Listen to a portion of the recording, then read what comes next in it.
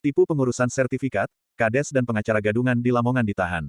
Tersandung masalah pengurusan sertifikat melalui program pendaftaran tanah sistematis lengkap (PTSL), seorang kades harus ditahan oleh Kejari Lamongan. Sang kades ditetapkan sebagai tersangka karena diduga melakukan penipuan dan penggelapan uang biaya pengurusan sertifikat milik 28 orang warganya. Kades itu adalah SN 54, yang menjabat sebagai Kepala Desa Kadung Rembuk, Sukodadi. Selain kades, ikut ditahan pula seorang perantara yang mengaku sebagai pengacara bernama M. Fauzan, 62, warga Desa Derajat, Paciran. Agung mengungkapkan, SN dan MF ditetapkan sebagai tersangka karena diduga telah melakukan penipuan dan penggelapan uang biaya pengurusan sertifikat milik 28 orang warga desanya sebesar 70 juta rupiah. Usai diperiksa dan pemberkasan administratif selama beberapa jam, keduanya keluar ruangan mengenakan rompi tahanan warna orange.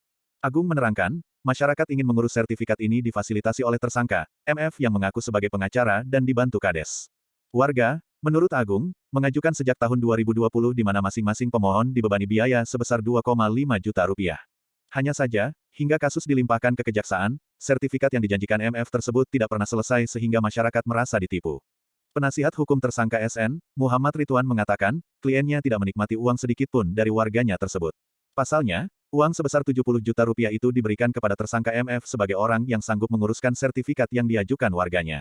Duduk masalahnya, tandas Ridwan, sebenarnya ada pada tersangka MF karena kades sebagai perangkat desa yang harus melayani apa yang diajukan oleh masyarakat terkait pengurusan sertifikat melalui PTSL.